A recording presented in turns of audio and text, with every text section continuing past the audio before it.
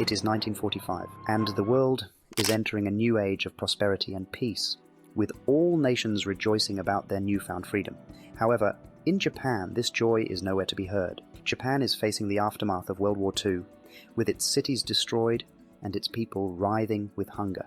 It is one of the darkest moments in Japan's history. Amidst this darkness, two young soldiers are working hard towards creating a rice cooker, not knowing that this will be the beginning of a billion-dollar conglomerate with millions using their products every day and bringing happiness across the globe. After Japan's surrender, many soldiers were discharged from their duties. These men would roam the streets of Tokyo looking for work. One of these men is Masaru Ibuka, a defense contractor during the war, who was now working as a radio repairman in the Tokyo department store. The place is riddled with cracks and soot, and the building has barely survived the various bombings. While fixing radios there, Ibuka would find success in making adapters for these radios, increasing their range and reception, with them now being able to receive news and media from around the world. His shortwave adapters grabbed more attention to Ibuka and his business, increasing his popularity and publishing many articles on him. Through one of these articles, Ibuka meets his future business partner.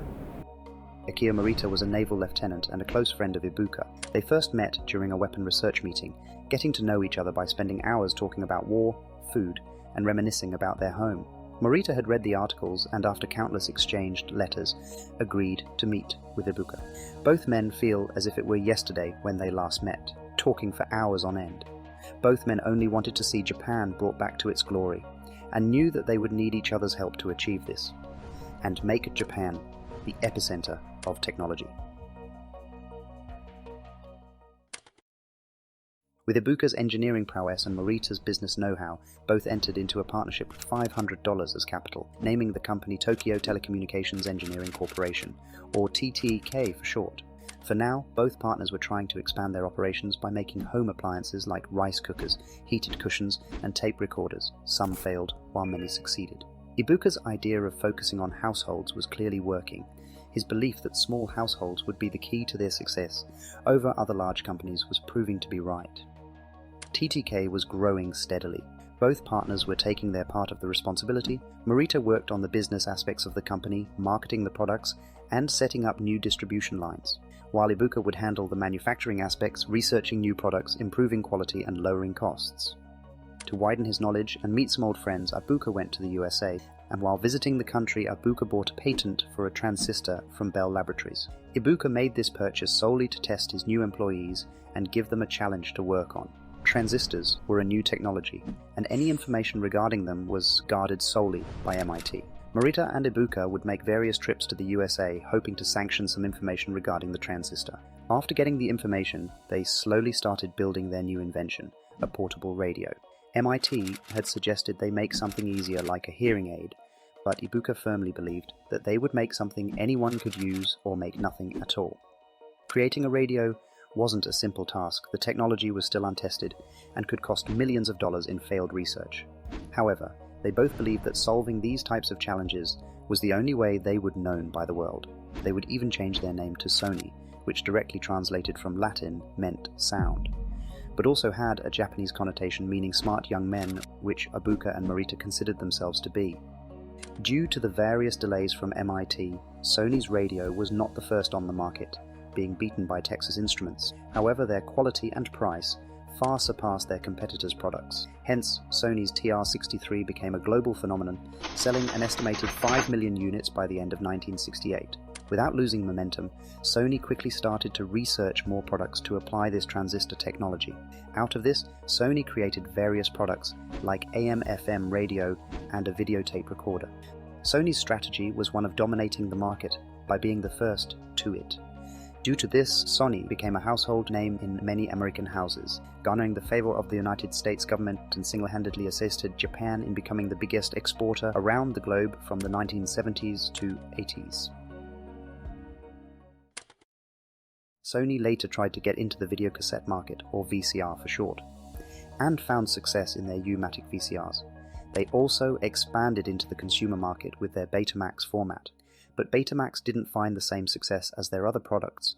Sony had created a better product compared to its competitors, the VHS, but they failed to take into account the larger media market. Sony's failure to cooperate with other companies in making Betamax the industry standard proved to be a great mistake. And reluctance to let go of a failed product and adapting to the market's needs cost Sony tens of millions of dollars in marketing and lost opportunity cost. After this costly incident, Morita and Ibuka slowly relinquished their duties to Norio Oga, keeping fate in the younger generations. Oga was a young opera student who was hired to improve Sony's tape recorders. His creative thinking and wits led him to rise through the ranks rapidly. Oga's arrival marked a new age for Sony. He started making large changes to Sony's business and structure. He knew that Sony was too dependent on their consumer electronics and proposed acquisitions of various American firms to diversify Sony's portfolio. This need for diversification and Oga's love for films and music prompted Sony to leap into the media business, acquiring CBS Records and Columbia Pictures, to name a few. He was also responsible for Sony's biggest hit, the Walkman. Oga created the Walkman for Ibuka to be able to hear music while he was walking. This was the last project Morita personally oversaw, and after its success, Oga's position as the president was cemented on Sony's history. Sony would also introduce a video camera, using their new 8mm tape format. They would also create compact discs, or CDs for short, now learning from their mistakes and collaborating with Philips to ensure industry standardization, later partnering again with Philips to create the DVDs. This model of collaborating with their competitors was proving to be a great strategy for Sony, and hence they would try to partner up with Nintendo to expand their reach into the gaming market. Through their collaboration, both companies came to form a new CD-ROM-based gaming system. But at the last moments of the project, Nintendo seemingly pulled out of the project. Sony, confident about their product, decided to develop the new machine solo. PlayStation. The PlayStation became a success for Sony, with it grabbing about 40% of the worldwide game market. Seeing this success of the PlayStation, Sony would soon release its successor, the PlayStation 2. The machine became a global phenomenon, with every household having at least one. The huge success of PlayStation can be attributed to it acting as a game console as well as a media system, being able to play movies, TV shows, and much more through its DVD player. Nowadays, Sony has been engrossed in many scandals ranging from privacy concerns to leaked user data to its monopolistic behavior. But the story of Sony is one of hard work, a story of joining your work and passion, and a story of two patriotic men fighting for their country's honor. Thanks a lot everyone for watching this video. I really hope you all liked it a lot. No need to like or subscribe, you watching till here is more than enough. If you have any ideas or interesting stories, or even want to say hi, just message me anywhere you like, my socials are down below.